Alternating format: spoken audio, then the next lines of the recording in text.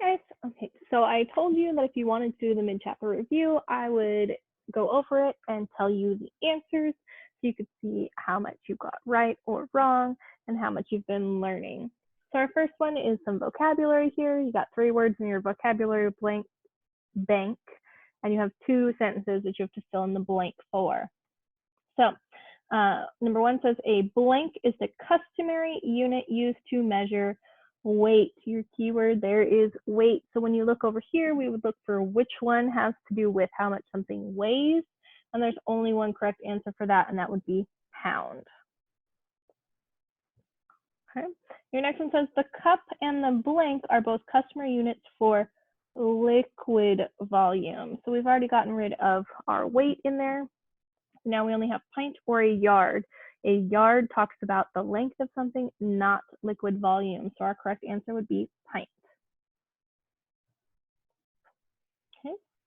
Our next one is just writing more or less, whether we think the object weighs more or less than the unit of measurement they gave us. So first, a cat weighs more or less than 1 ounce.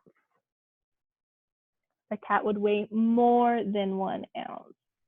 Okay, we measure cats and dogs in pounds, so they would be measured by pounds and then how many ounces of a pound, but they would not weigh 1 ounce, which is like 5 paper clips. Number 4 says Serena's shoe is more or less than 1 yard long. Remember, 1 yard long is the same thing as 3 12-inch rulers from end to end to end. So it would be, her shoe would be less than a yard. If her shoe was a yard long, she'd have some pretty big feet. Okay. Our next ones are completing the conversions here. So for number 5, we have to go from 5 feet into inches. There are 12 inches in 1 foot. So we would multiply this by 12 and we would get 60 inches. Our next one talks about 4 tons, and we need to change the tons into pounds. Okay. If we remember, 1 ton is 2,000 pounds, so we would be multiplying by 2,000. Cover up those 3 zeros. We would be doing 4 times 2 is 8, and then add our 3 zeros back on.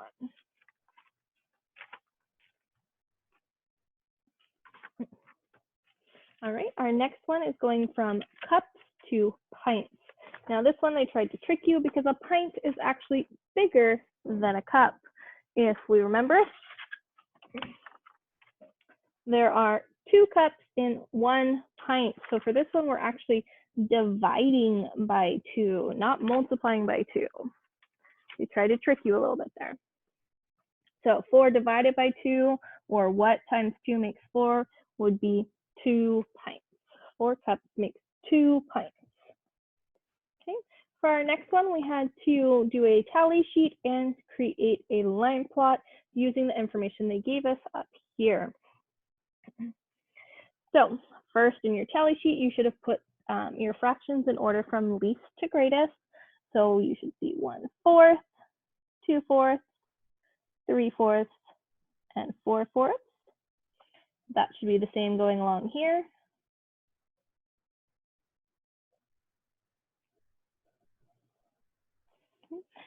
You also need to label this as your weight of containers of raspberries picked in pounds. Exactly what it says up here.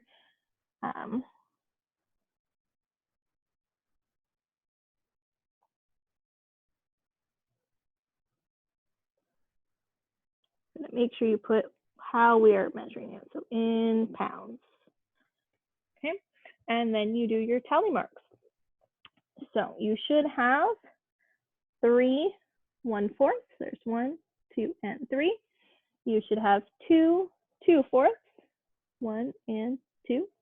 You should have 3 3/4. 1, 2, and 3. And then there's 1 4/4 in there. Once you have your tally chart done, you then put it into your line plot. So I take those 3 tally marks, make 3 X's. I have 2 tally marks here, 2, 3, and 1. and then that would be complete. Number 9 says, what is the difference in weight between the heaviest carton and the lightest carton of raspberries? So what is the difference between 4/4 and 1/4? And that would be 3/4 pounds.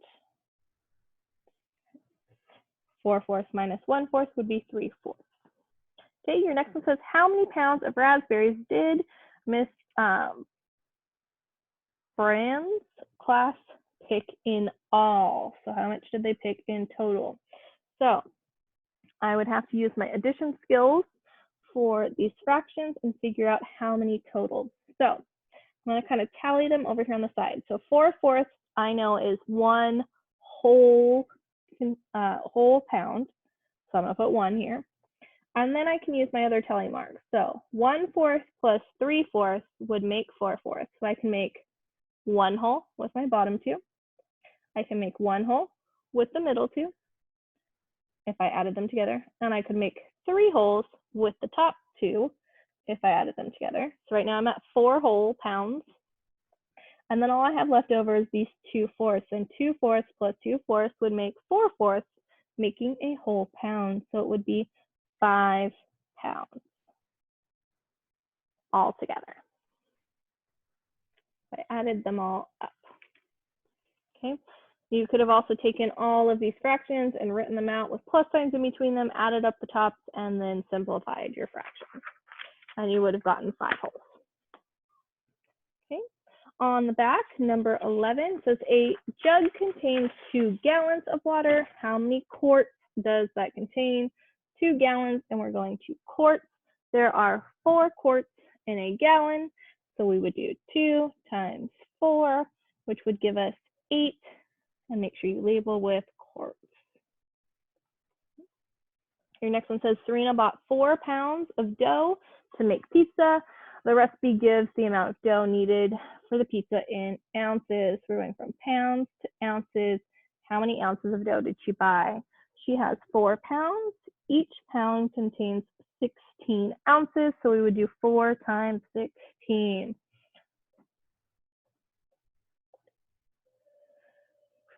6 times 4 is 24. 4 times 1 is 4, plus 2 more is 6. So it would be 64 ounces. Your next one says, Vaughn threw the shot put 9 yards at a track meet. The official uses a tape measure to measure the distance in feet. So we have yards to feet. How many feet does he throw? There are 3 feet in 1 yard. So I would do 9 times 3 is 27 feet. Okay. Your last one says the watering can that Carlos uses in his vegetable garden holds 5 of a certain unit of liquid volume. When full, how much water is in the watering can? So normally a watering can holds a little bit over a gallon. Okay, this one's kind of a tricky one, not something you guys would normally know. So to make a gallon and have 5, or to make a little bit over a gallon and still have only 5 units of a certain thing, there are 4 quarts in a gallon, plus a little bit more would probably make the 5. So it would be 5 quarts. Okay, so 5 quarts of liquid volume. And that is your mid-chapter test. So see how you did. If you have questions about any of these, you can ask me on Thursday when we have our math lesson for 12.6. Have a good night, guys.